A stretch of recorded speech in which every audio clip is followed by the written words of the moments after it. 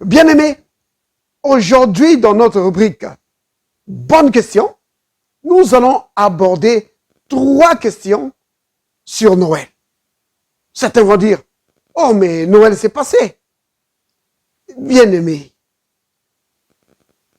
la naissance de notre Seigneur Jésus-Christ, qui est l'expression de l'amour de Dieu pour les hommes, c'est quelque chose de tellement important que cette question ne pourrait pas juste être réservée pour la période de Noël, le 25 décembre.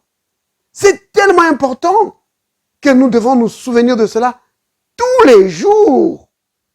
Oui, nous devons nous souvenir de l'amour de Dieu pour les hommes, car Dieu a tant aimé le monde. Vous entendez ça? Le monde.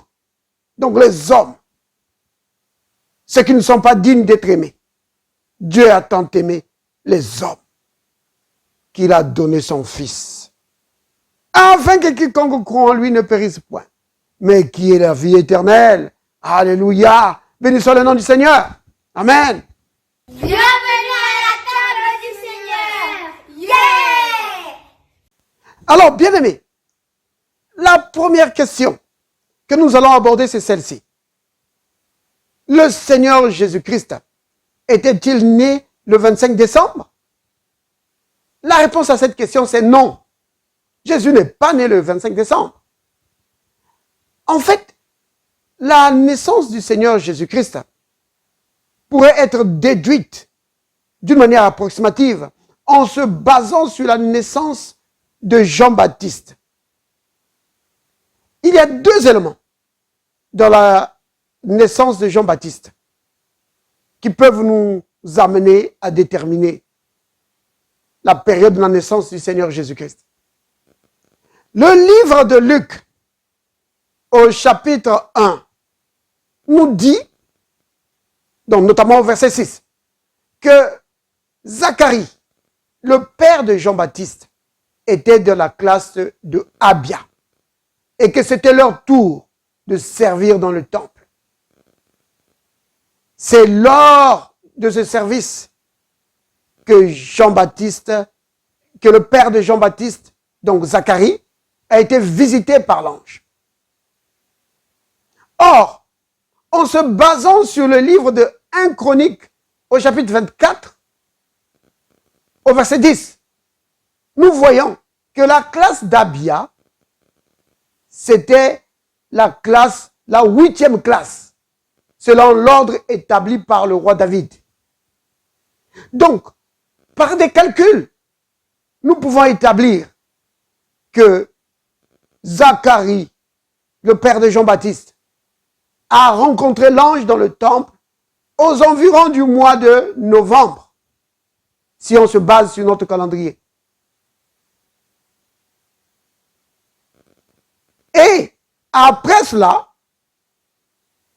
Zacharie est rentré chez lui, comme il est dit dans Luc au chapitre 1, au verset 23.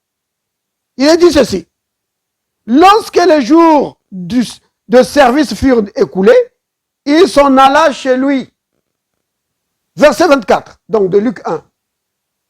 Quelque temps après, Élisabeth, sa femme, devint enceinte. Et elle se cacha pendant 5 mois, disant, c'est la grâce du Seigneur, c'est la grâce que le Seigneur m'a faite quand il a jeté ses yeux sur moi pour ôter mon opprobre parmi les hommes. Vous voyez? Donc, Zacharie est entré dans le temple et a rencontré l'ange au mois de novembre. La conception de Jean-Baptiste est autour de décembre. Alors, le 6e mois de la grossesse d'Élisabeth, l'ange Gabriel visite Marie. Et nous pouvons le voir plus bas, dans Luc 1 toujours. Il est dit ceci, au verset 26. Au 6e mois, l'ange Gabriel fut envoyé par Dieu dans une ville de Galilée, appelée Nazareth. Et là, il va parler à Marie.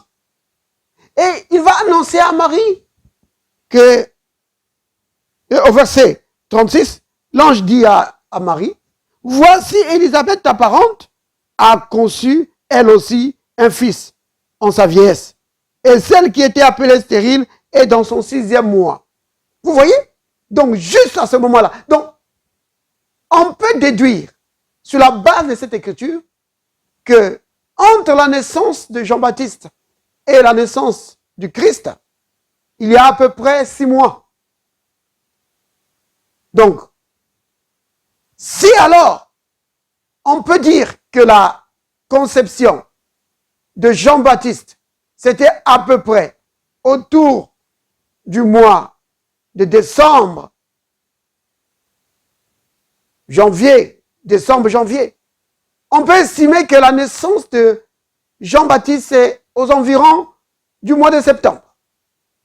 Donc, 6 mois après, aux environs du mois de mars, avril, le Christ est né. Donc, la naissance du Christ se trouve à ces environs-là. Mars, avril.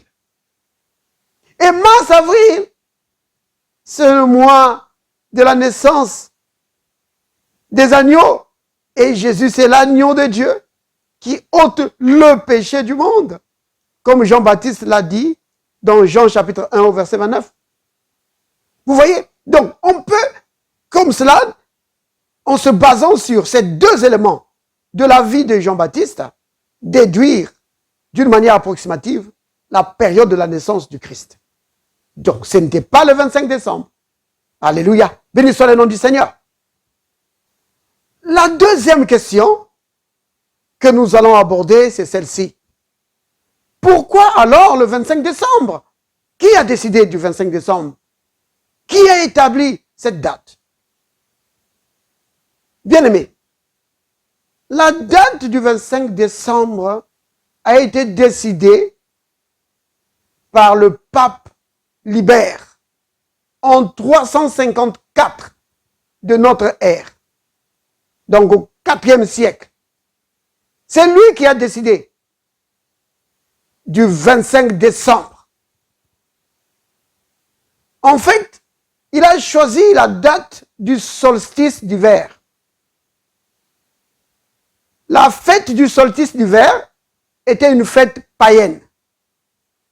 Alors, le pape Libère a choisi cette date pour que ça coïncide avec la célébration de la naissance du Christ.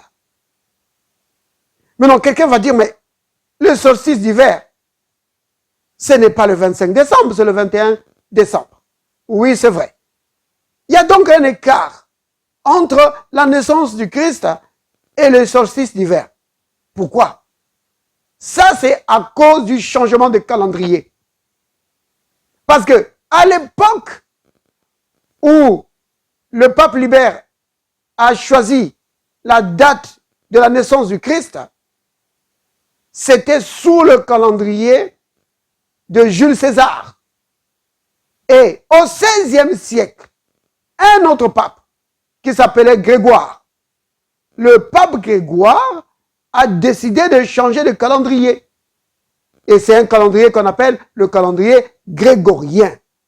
Et le calendrier grégorien, c'est celui qui est utilisé jusqu'à aujourd'hui. C'est presque le monde entier qui a adopté ce calendrier. C'est le calendrier que nous utilisons partout. C'est cela. Donc ce calendrier a été établi en 1534 par ou 1539 par le pape Grégoire. C'est lui qui a choisi ça. C'est lui qui a établi ça. C'était sur des calculs scientifiques, notamment les astronomes. Alors, à cause de ce changement, il y a eu un décalage entre le solstice d'hiver et la naissance du Christ. Mais sous le calendrier de Jules César, la date de la célébration de la naissance du Christ correspondait vraiment au solstice d'hiver. Donc le 21 décembre. C'est cela, bien-aimé. Donc c'est un choix purement humain, c'est un choix purement païen. C'était une fête païenne qui a été changé, adapté pour coïncider avec la naissance du Christ. Voilà. Alors, bien aimés, nous arrivons maintenant à notre dernière question, la troisième question. Puisque cette fête au départ, c'est une fête païenne qui a été adaptée au christianisme, doit-on célébrer la fête de Noël? Bien aimé, tout dépend de ce que tu célèbres le jour de Noël. C'est ça la question. C'est comme la réponse que l'apôtre Paul donne sur la question des viandes sacrifiées aux idoles dans 1 Corinthiens chapitre 8 et au chapitre 10. Ça dépend de ce que tu célèbres le 25 décembre. Si tu célèbres le 25 décembre, tu célèbres l'amour de Dieu pour les hommes. Si tu célèbres la manifestation du Dieu invisible, alors c'est bien, frère. Célèbre Noël. Mais pas seulement le 25 décembre. Mais tout le temps. Tu célèbres la naissance du Christ le 25 décembre et toute l'année. Vous comprenez? Donc il n'y a pas de problème. Il n'y a pas de problème. Il n'y a pas de mal à célébrer la naissance du Christ le 25 décembre et les autres jours de l'année. Oui, tu célèbres l'amour de Dieu pour les hommes. Ça, c'est très bien. Maintenant, si le 25 décembre, tu célèbres le Père Noël, ça, c'est pas bon. Si tu célèbres cela à la manière païenne, alors ça, c'est pas bon. Vous comprenez? Mais dans tout cela, bien aimé, chacun doit user de sa liberté en Christ. Dieu nous a appelés à la liberté.